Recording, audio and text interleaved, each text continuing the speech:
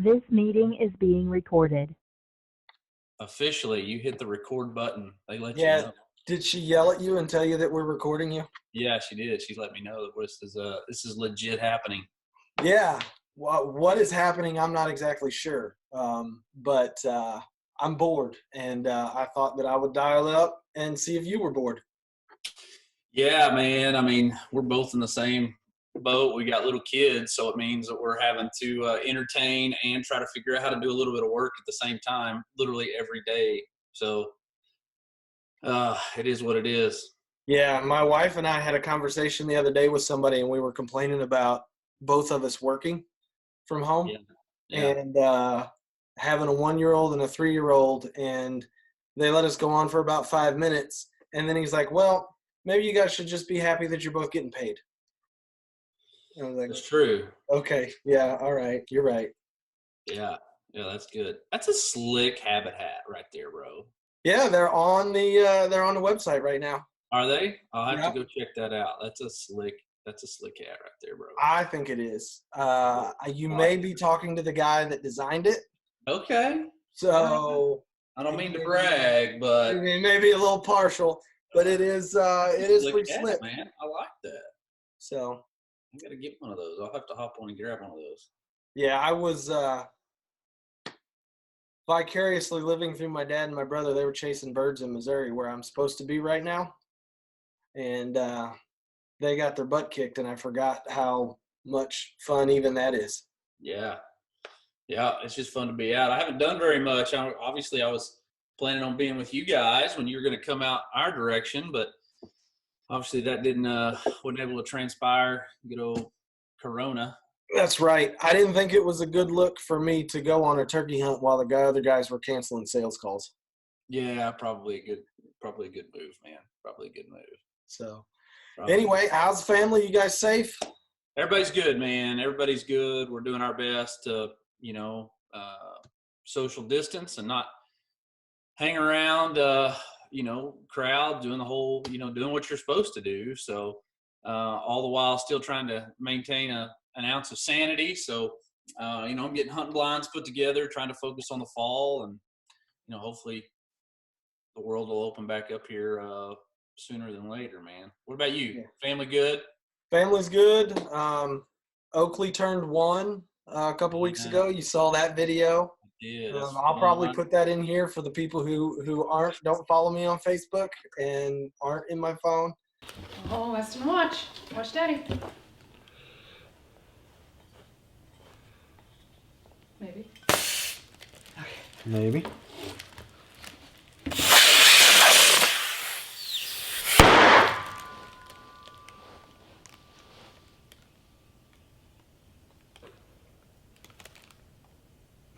Are you waiting for me to cry?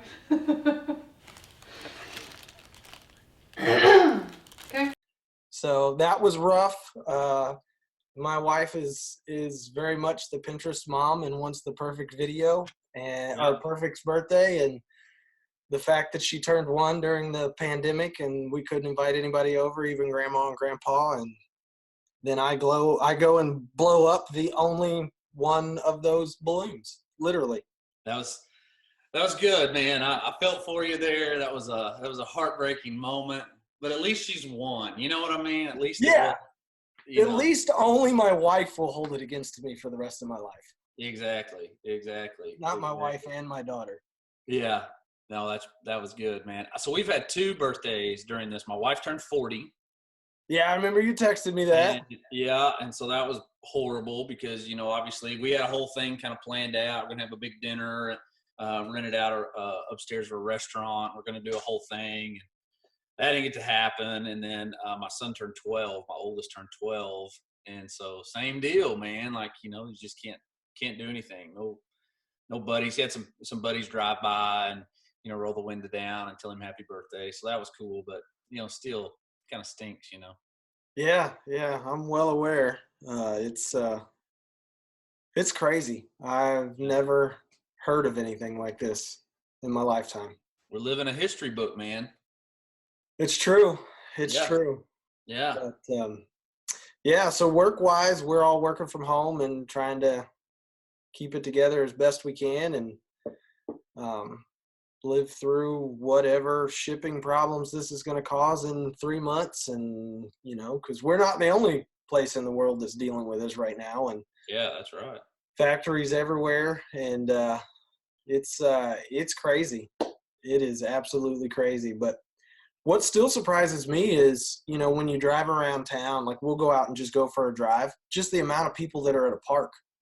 Like Yeah. you can't put another car in there. And I don't know if there's enough room at that park for everybody to be 6 feet apart. Oh, I know, man. I mean, I had to, I smoked ribs yesterday. And I realized that I haven't smoked any meat in a while. So I'm like, man, I don't have enough wood chips for my smoker. So I ventured to Lowe's yesterday, and I mean, it was packed. I'm pulling a side-by-side on my 3/4 ton big truck. So I had to park like next to the mulch all the way in the very, very back, you know, to find a spot because it was packed. I mean, full of people. And so, you know, I walked in, grabbed my stuff and got out, but you know, people are still trying to keep some sanity. I don't know. I mean, it's a mess, dude. It is a mess. And everybody judges everybody for whatever they're choosing to do. And I know. it's crazy. It's I crazy. Easter Sunday. I'm assuming you watched some sort of service. We did. So I teach Sunday school for our church once a week on video as well. So we have 2 lessons that we primarily use. And so they asked me to teach one of the studies. So we watch our service online, and then for anybody that wants can hop right into a small group time. And so that's been good, kind of keeping me, you know, I don't know, feeling somewhat regular. I I co-teach a Sunday school class at my church, but I don't get to do it a whole bunch because I'm gone all the time. I spend, 40 times a year at, wild game dinners and sportsman's banquets and things like that. So it's been good because I've been home and I've been able to do that. Trying to find the silver lining in it, this time of year, usually I'm gone every weekend speaking, and I've been able to be home with my family, and my kids are real involved in sports, and I miss a lot of their sports stuff. So that does stink because I'm here when they normally be playing soccer and softball and baseball, but we've had it's been a lot of fun just doing sports stuff and taking them to school and basketball in the yard. No mercy. My 6-year-old, I'm not showing any mercy. I'm going to swat his trash when he goes up, just living the dad life. So it's been good. I'm trying to find the silver lining in all of it. So you're the champion? Dude, listen.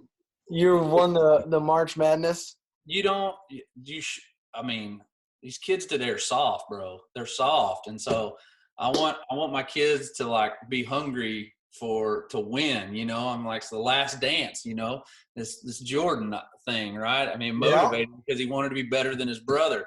So it's like, hey man, there ain't no freebies in this, son. You're going to bring that trash in here, I'm going to swat it into the neighbor's yard. And that's been happening. That's how my dad did it. My son has decided his only chance at survival is to kill his sister. Okay. So you're going to deal with that, huh? Yeah, he's 3. I don't know how he got there, but it was a quick jump too. It was like week 2. It was like week 1, and he was there. But he's 3 and she's 1, and he can't go anywhere without her being right there. And I think he's just done with it. Yeah. Well, that's quite the change. You know what I mean? Like you went from being like the center of it all to now having this person you got to share, everything with. It's a big change for a 3-year-old. I was a big brother, so I set him aside because we actually told the family at his 2nd birthday. Yeah. That he was going to get he stole his birthday thunder. Yes. That's like the best man proposing to his fiance at the wedding. You know what I mean? Like, so I'm going to steal the thunder from the bride here. Yeah. So I set him aside before that started and just explained it to him because I'm a big brother. And I said, look, this is just the start, and it's literally going to last the rest of your life. Yeah. And you just have to hope that, in my case, I was always the black sheep of the family. Like my brother graduated high school, went to college and played basketball and baseball in college, graduated with his undergraduate in 3 years, and then went and got a law degree. Did all of that before I even got my bachelor's degree. So That is awesome. so I've lived that for a while. See, I'm an only child, and I said that the other day to some friends, and they were like, "Oh, that explains a lot." Well, I guess all I right. haven't hung out with you enough. I may have learned that a couple weeks ago if we'd have went out turkey I hunting. know you would have. Yeah, I'm an only child, man. So I mean, it is what it is. I just learned to play with myself. Give me a Velveeta cheese box as a kid and send me outside, and I could spend the day entertaining myself. So I'd have to worry about competing or wanting to kill a sibling. So Yeah, well, my son is there. He is ready to go back and be with his friends at daycare and not have his sister everywhere he goes. yeah, So, but and it's for him, like he's 3, but he's also like 44.5 inches tall and weighs 45 or 46 pounds. So like he legitimately could hurt her yeah. if he really decided to. So I'm not quite sure. Where did that come from? Because I mean, you're not a big guy. Like, No, I'm not. My dad is a big guy. So when I show pictures of my dad to people, yeah. and then they look at me, and then literally the next words out of their mouth are usually, "What happened? Oh man, that stinks. Yeah, What happened?" And then my wife's mom is 6 foot, and then she's got a brother that's 6'5", and he's got 2 boys. I think one's 6'3", okay. one's Well, 6'5". So it's there. strengthening the gene pool. I like your Yeah, style. Good yeah. move. We'll see. I don't know, but yeah, he's a big old boy. He's the tallest kid in his daycare class by 5 inches. Wow. 5 inches is a lot when you're our age, not much less. Yeah, 5 inches a lot now, especially if you're 3. Holy cow. Yeah. So anyway, that's kind of the family right now. We're just trying to survive this and get the kids back to daycare so that they don't hurt each other. Yeah, man, I hear you. We're obviously the show still goes on our end, so we're in production of season 10. So we've been got to get that ball rolling. We've got 4 episodes that are close to being completed on that side of it. So just trying to have some. I'm sure for you guys too. When it comes to work stuff, I mean, you're still trying to have some normality to what you normally would be doing. And, Well, yeah. And much like you guys with the episodes, you guys are working on episodes that won't air till June or July. Most of the stuff we're working on right now is going to hit the U.S. in June, July, August. And, like I said earlier, we're not the only country that's going through this. So we're working with factories on whether they're open or closed and when they're going to get reopened. And it has actually created quite a bit of work for those of us that are still working. Yeah. So, but speaking of production, one of the things I saw your note on Facebook back when this whole thing started about what you're doing for churches. Yeah. So go ahead and tell people what you're doing for churches right now. Yeah. So we this was such a curveball, for churches, and I spent almost 15 years in vocational ministry. I was on staff at churches, served 10 years at 9 years at one church. And anyway, I knew that, for churches, obviously they're not able to meet. So this is going to force a lot of churches' hands to go to a digital service. And so basically, knowing that there's big churches out there, have big churches resources that are able to hop in and help, or are able to hop in and do that, because a lot of them are doing it anyway. Yeah. Big churches. But your medium to small churches, which is primarily what I served in when I was doing ministry, you always have big church aspirations with a small church budget and staff. And so sometimes figuring out how to do those things and do them well is hard. So basically we came in and offered up and said, hey, we want to help some churches. If you want to record your service beforehand, we'll help you with editing. We'll help you with those things.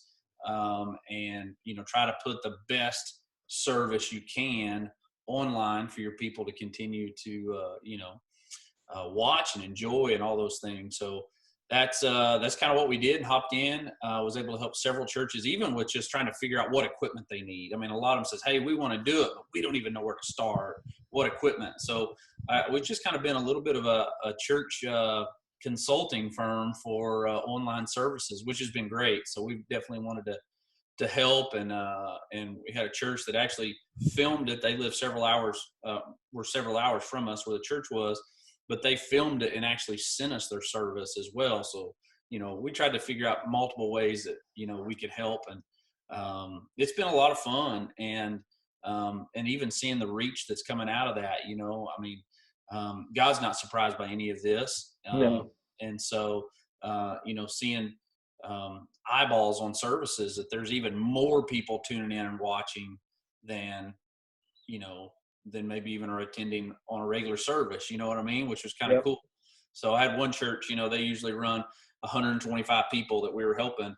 And their first Sunday, they had like 230 people watch their service. And he was like, man, that's like, that was 100 more people than we normally do, that tuned in online to watch. So, there's positives that are coming out of all this as well. Yeah, it's not even like not just the small to medium-sized churches. So one of the pastors that we kind of follow, and, through the week I'll open up his sermon and listen to it at my desk, is Stephen Furtick out of Charlotte. Mm-hmm. And they're a big church. They're running tens of thousands of people through there on a normal Sunday. And the first or second Sunday during this pandemic, he preached to like 30 people in the audience. And he was talking about how it was so weird, right? Because he's used to preaching to thousands of people at a time. And it was just so weird to preach to 50 people. Yeah. And he said he was coming off stage, and his associate pastor asked him, he said, what was it like to preach to the most amount of people that you've ever preached to at one time? And he's like, what are you talking about? He's like, there was like 34,000 people watching this sermon live. And he's like, are you serious? He's like, and he was just talking about the difference between what you can see and what God was actually doing was just such a contrast there that, it is crazy. But to your point, there are a lot of people watching that may not have watched before right now. So, yeah. And I've had to do this before. So traveling and speaking at churches, and a lot of times it's January, February, March, and, up north, obviously those are times where you can get a lot of snow. So 2 different times I have missed flights due to weather to a speaking engagement. The last one was in Fort Wayne, Indiana. I was going to speak at a church, and it was a Saturday morning. I woke up early, got to Oklahoma City to the airport, and snow delayed, and I wasn't able to make my connection flight, and I couldn't get there in time. So it's like full panic mode. Like, what are we going to do? It's the day of for these people that have put it on. They've got, 600 men coming to this event that's going to start in a few hours. I'm not there. I can't get there. So it's like unbelievable curveball. And so I've had to do this where I went and actually filmed my service, that I was going to speak at, my sermon, and upload it and do it like this. So I've been in that we did it at our producer, Adam Carter, his church. He came up, clicked all the cameras on. We did it, like a normal service. But I'm preaching in this auditorium that seats, 1,200 people, and it's Adam. He's the only one there. And so I've been there, and it's weird, man. It's weird to like do that and to be able to stay engaged, because so much of what we do is when you're on a stage is you feed off the crowd, like you find make eye contact with, and it's just totally different. So kudos to all these pastors that are having to be stretched right now, and some of them are doing, most of them have done just a great job with it, so it's awesome. Yeah, my brother actually records one. He married a preacher's daughter, so he's the IT guy for them. So he sets his little laptop up there, and then Brother Jim talks, and then Nathan will edit it and send it out. And I actually had to help them with a few YouTube questions. So there you go. Anyway, awesome. So you mentioned that you were a pastor and you served in several churches. Can you walk through how you transitioned into what you're doing now and what it is you do now? Yeah. So I grew up in a little bitty town in western Oklahoma called Raydon, Oklahoma, Reydon. I had 6 kids in my kindergarten class.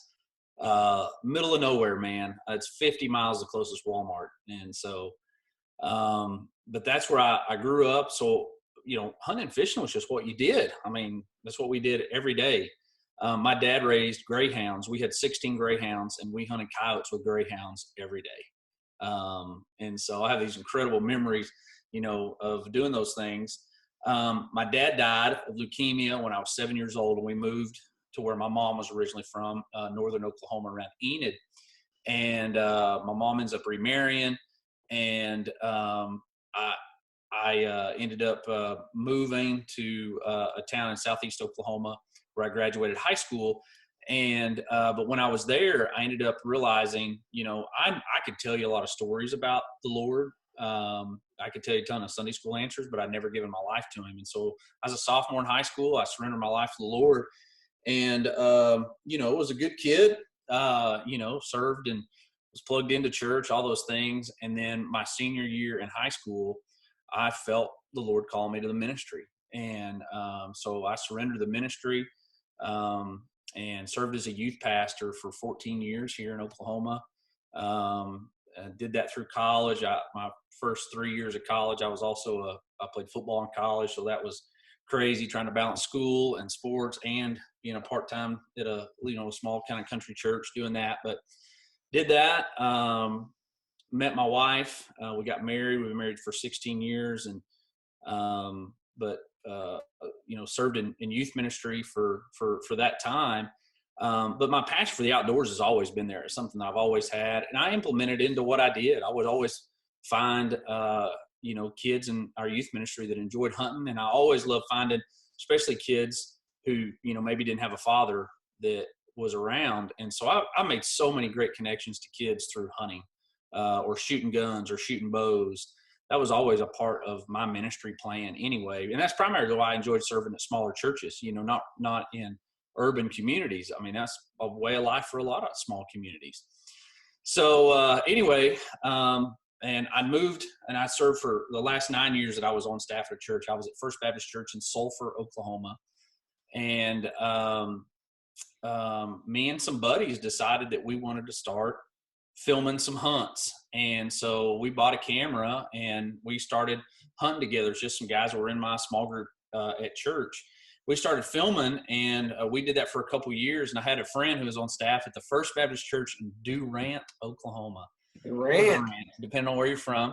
And they have their own TV ministry. And so my buddy was on staff there, said, "Hey, you guys been filming, making some of these videos. You ever thought about doing like a faith-based hunting show?" And I was like, "Yeah, that'd be kind of fun." And got all this video. And so we kind of talked about, maybe doing a devotion at the end of it. And obviously we had to come up with a name. And so we chose Final Descent Outdoors, which is based on Mark 13:32 and 33, which says, "No one knows the day or the hour of the Lord's return, not the angels in heaven nor the Son, but only the Father." And we're called to be on alert, be on guard, because nobody knows when Christ will make his final descent. And so we chose Final Descent Outdoors based on that passage. And we put together our first season of Final Descent Outdoors about 13 years ago now. And it aired on Communicom Channel 12 in the Lake Texoma area. And it was the worst television you've ever seen in your life. I mean, we had no clue what we were doing, but that's how it started, and it just kind of grew. We aired there for 2 years, got a call from a station in Tulsa, and they wanted to add us to a Saturday morning outdoor block. And so we aired there for a year. And then we ended up approaching the Pursuit Channel.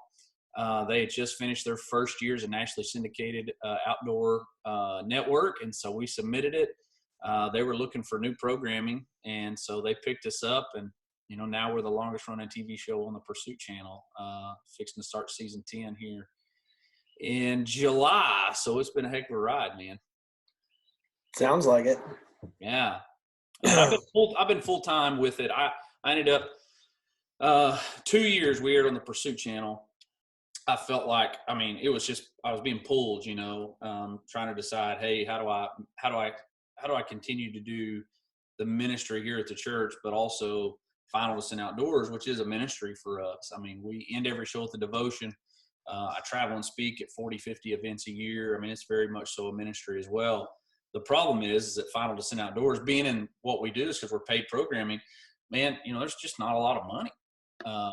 Once you pay all your bills and you do all your stuff, there's not a lot of money left over. So, it was a battle, but we trusted the Lord that this is what God was calling us to do. And me and my family took a step of faith and stepped out to do this full time. And God's been good, man. We've been full time with it this will be 9 years. I think that's a misnomer with a lot of people out there is, yeah, you're on TV that you got money. Yeah, you're like There's probably a handful of people who hunt on TV who actually have money. and they're full time with it. Most guys Yeah. aren't full time. You know, most guys are have a 9 to 5 that they're doing, and then they're side hustling. You know, trying to do a TV show, and most TV shows make it 2 years because a guy will hop in. Because here's the deal: the network doesn't care; they want their money. Yep. And if that's outdoor sportsman or pursuit, whoever it is, they want their money.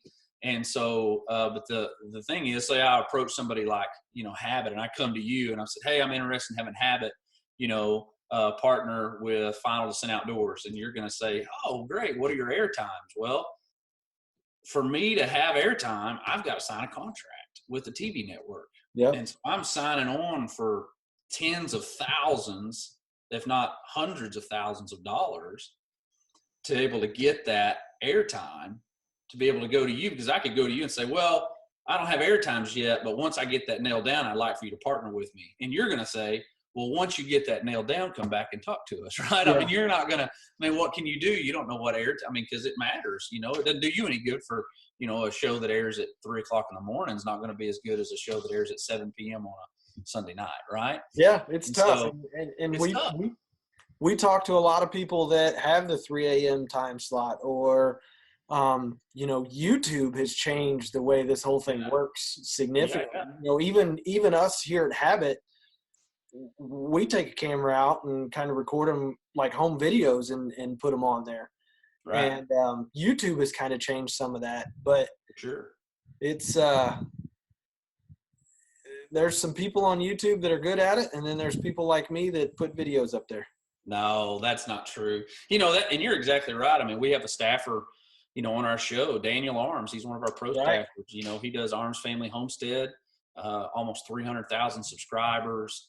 You know, he makes stupid amount of money a month off of his videos. You know, I mean, he's had several million plus view videos, and you know, it's just crazy how YouTube has changed the game as well.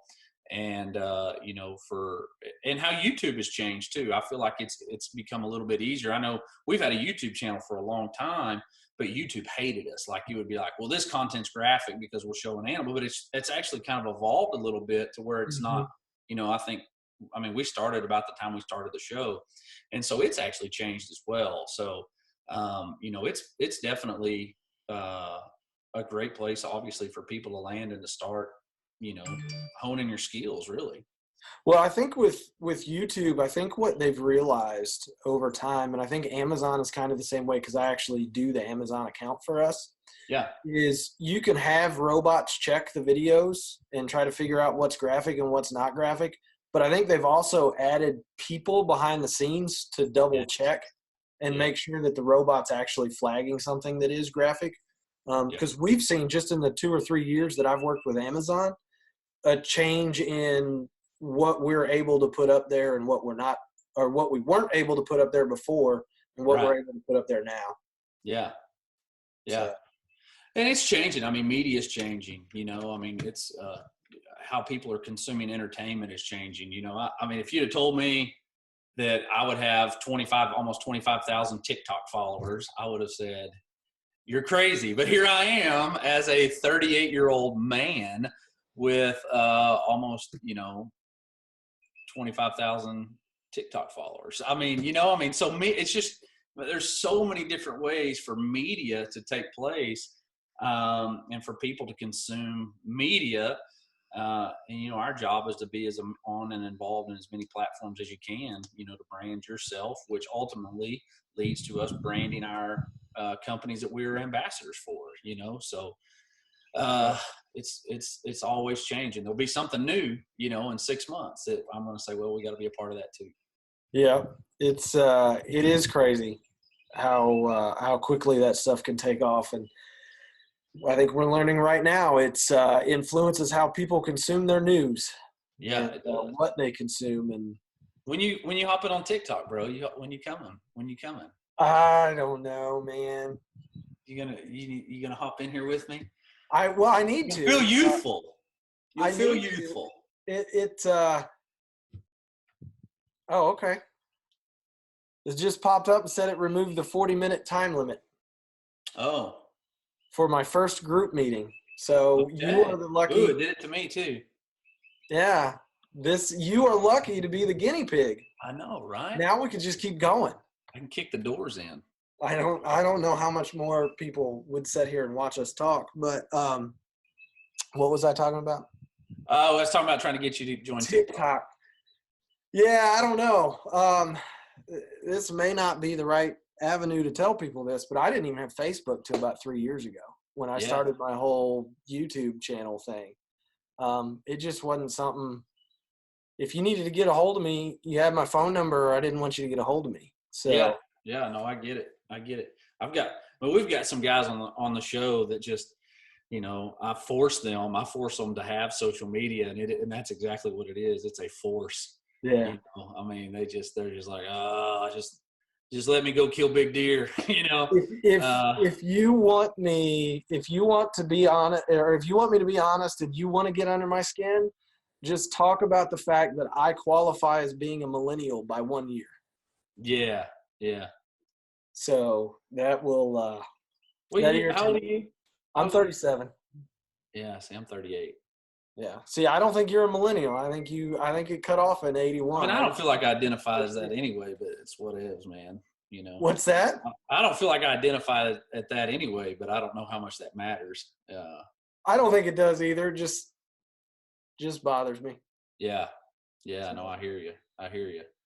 Anyway, it bothers my wife too. She hates my music, and she hates the fact that I'm just old, man. I may be 37, but I'm old. Yeah. My knees are old. I've been running. So I'm almost a weekend of like running every day, and my body's going, hey, you remember how you haven't done that in a while? And I've been sore, bro. I've been sore. So I've sat here for a while now, and I know when I get up, I'm going to look like an 80-year-old man for about 40 steps until I get it loosened up. So. Yeah, no, I don't run. I haven't ever been a runner. I never was a track guy. I needed something to motivation to run, so I was basketball and baseball. Yeah. We didn't have football. My high school was too small for football. Yeah. Which is probably a good thing. And I'm not a runner. I can't run now. See, I just was forced to run till I threw up all the time. In football in college, I played at East Central University in Ada, Oklahoma, and you just ran till you throw up. That's what we did. They're just like, all right, boys, we ain't quitting until one of you pukes. And I'm like, well, it might as well be me. I'll end this deal for y'all real quick, boys. So, which I'm kind of a puker anyway. I don't do smells and anyway, but. So how do you field dress deer then? I stay upwind, bro. I'm just smart about it. Like, I do not cut. Like, if you gut shoot a deer, you're going to have a hard time getting me to help you. Like, I love you. I'll tell you what, I'll be real honest with you. It's been a long time since I gutted a deer. All right? And how that happened, everybody's like, well, you ain't a real hunter. No, actually, so what happened was a few years ago, I went on elk hunt in Colorado. And my guide completely quartered this elk, and he never took the guts out of it. Yep. Like, I mean, it was like this quick. I mean, he just did it. And I just stood back and I'm like, I have been doing this wrong my whole life. My buddy from Florida is the same way. He doesn't field dress deer. And so I watched him do this and how he went through, he took out the back straps and went in and actually even got the tenderloins. I mean, it's like nothing's left, I mean, it was incredible. So honestly, I definitely know there's times where you need to gut a deer. Like, if you're not able to kill it and immediately hop in and begin the process, you need to gut it. But for me, most of the time, that's not the case, right? So I'm able to kill it and then immediately go into the process of getting, after pictures and recovery video, immediately go into getting it quartered. So honestly, I haven't pulled the guts out of a deer in a while. And so I just avoid the smell side. I'm going to stay upside of it, all those things. I have a friend who's a pastor at First Baptist McAllister, Oklahoma. His name's Rusty McMullen, Rusty McMullen. That's what I call him. Good friend. I was with him when he killed his first deer, and I was like, all right, you're going to gut your deer. And I said, what you're going to do is you're going to take the knife and you're going to make this incision. And I'm kind of walking him through it. And I'll never forget, he just picked that knife up and just went, just stabbed it right in the skull. Oh, I was like, all right, bro, you're on your own from here on out. You have ruined this for me. The worst one that I have ever had, and my dad's the same way as you are. He's got a weak stomach. I'll be over here field dressing the deer, and he's over there puking. I mean, somebody's bad farts will get me. Like if it's bad, I will throw up from gas. I was a senior in high school, and I remember I walked into the field house, and there's a guy, his name was Larry Howard. He had the first locker, and I don't know what he ate that day, but it was so bad.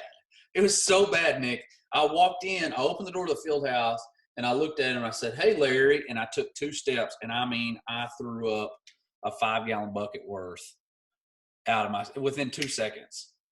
I mean, it's that easy for me. That ain't right.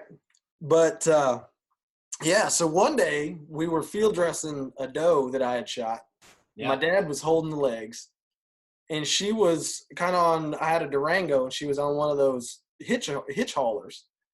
And I'm down on my knees, and I'm cutting her open, and I poked something I wasn't supposed to, and stuff came shooting out of there and got all over my face, got stomach juice all over my face and everything. Oh. Immediately, my dad starts puking everywhere, and I'm the one covered in it. And I don't throw up at all, but Dad's puking everywhere. Anyway.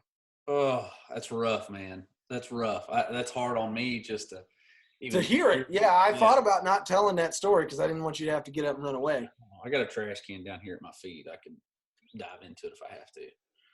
So, all right. Well, I think we've talked for about 40 minutes. That's probably all we're going to get people to listen to us talk, I guess. Well, always good to chat with you, buddy. We're excited about, obviously, our partnership with Habit, and that it's more than even just a partnership. It's a friendship. And, it's been awesome. We're excited for this season because, we're going to be able to see us. It's not just lip service to it, us wearing and using Habit products this whole last year, and just being really, really excited about it and the future of it. And what y'all have coming too, some great stuff coming out for this fall. Yeah, we're excited about it. And a crazy side story here as we wrap up. I saw one of your all's episodes years ago when we lived in Springfield on the Pursuit channel. And I was enamored with what you were doing, and I said, I prayed, I said, God, let me be involved with that show. And what I meant was, God, if you can make an expensive video camera fall out of the sky and teach me how to use it. Yeah, I want to film with these cats. Yeah, that I could be on the show. That would be great.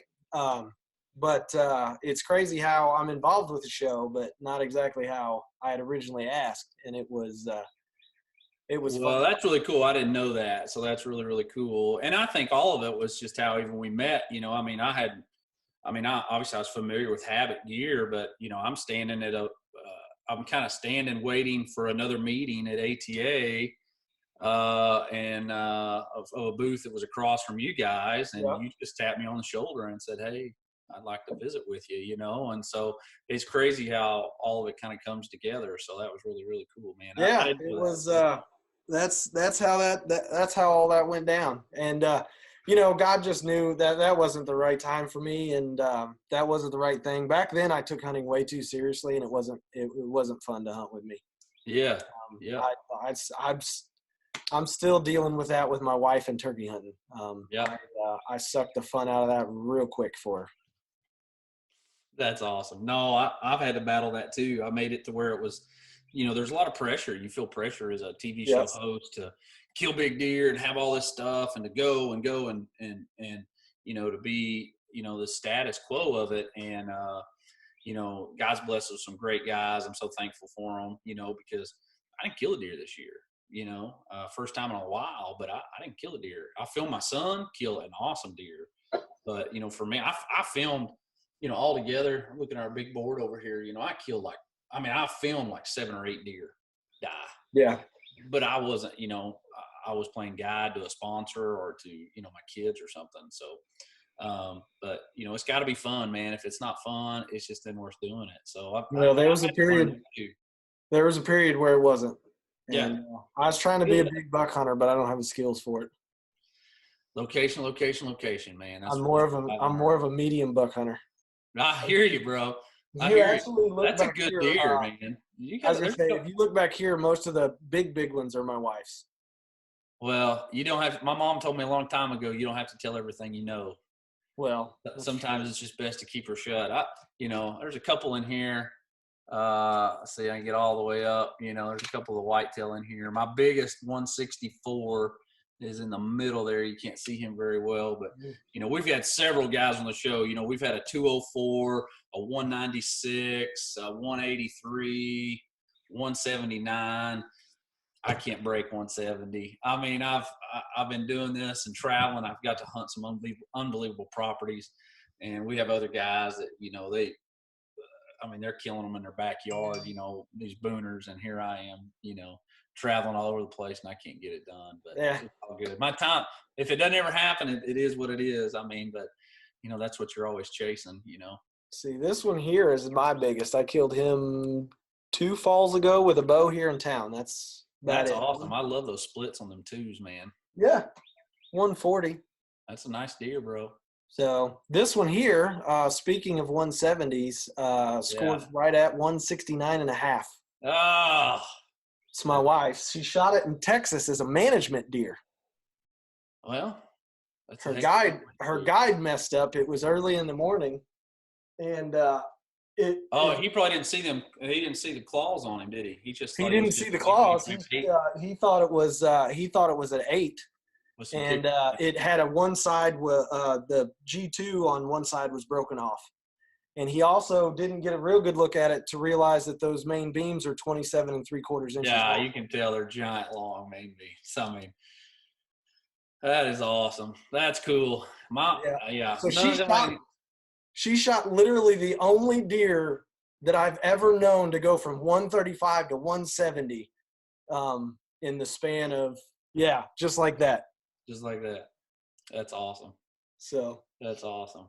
Anyway, again, we appreciate the partnership. We're looking forward to the new episodes this fall. Yeah, man, I'm excited. Well, this is our best season we've ever had. I mean, we've got a giant moose. We've got a grizzly this year. I mean, Habit went with us to Alaska. We've got, you know, one of the largest 8-pointers ever killed. We have a 178-inch 8-pointer this year. Yeah, I remember seeing that. TW killed that one, right? No, that wasn't TW. It was Jeremy Rowland. Oh, Jeremy, yeah. Yeah.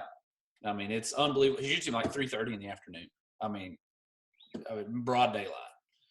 Craig missed him the night before and then kills him. So, I mean, we just got a great season. I mean, we go to Florida, hunt alligators. We got a big elk, Oklahoma elk. Our producer never killed a deer. Goes out game, shoots an elk. Yeah, I hate that guy. I mean, we just have a great season coming up. So we're excited about it. Excited to be able to show people Habit and in a lot of environments. I mean, from Alaska to you know, Texas. I mean, you see it in almost every environment, and it's been great. All of our guys love it, and I mean that too. So. Well, good. Yeah, it's gonna be good. Even your guys out west, which is always refreshing because those guys put different. They put different strains on apparel than we do around here. It's always nice. They do. You're right. You're right. Jeremy, who is in Iowa, but he hunts mule deer and elk every year. Packs in on his back. We've had other clothing partners, and he was not a fan. He just said, I cannot wear this. It's too bulky. It's too much weight. It's all these things. And he just, I mean, he is as big of a Habit fan as there is. And I mean, that's legit. He is in. He loves it. So. Well, and that's, you know, one of the things that we try to take pride on is being able to service that hunter and still keep it affordable. Yeah, for sure. So you don't have to spend a taxidermy bill on a jacket. That's exactly right, man. And it's incredible quality. So, I mean, that's what we love it. We love it. So I've been able to deck my whole family. I bought my kids stuff. I mean, it's been great. So. Well, good. Yep. All right. Well, we'll end it here and I'm gonna take a picture of us together since we can't do that in person. All right. All right. We'll go back to our normal lives. All right, I'm gonna put them together. All right, you ready? I'm ready. 1, 2, 3. Oh, that's a keeper. Yeah. That's a keeper pick right there. Perfect. Awesome, man. Hang in there. Good chatting with you, buddy. Yeah, we'll chat again here in a couple of weeks or something. I'll get with you and see if we can't get some of the other guys on here. That'd be fun. And talk about some of their cool trips. But thanks for joining us. Thanks for taking the time out. You bet, buddy. Let's go back to our normal lives. Let's get there. All right. Bye. Hey, buddy.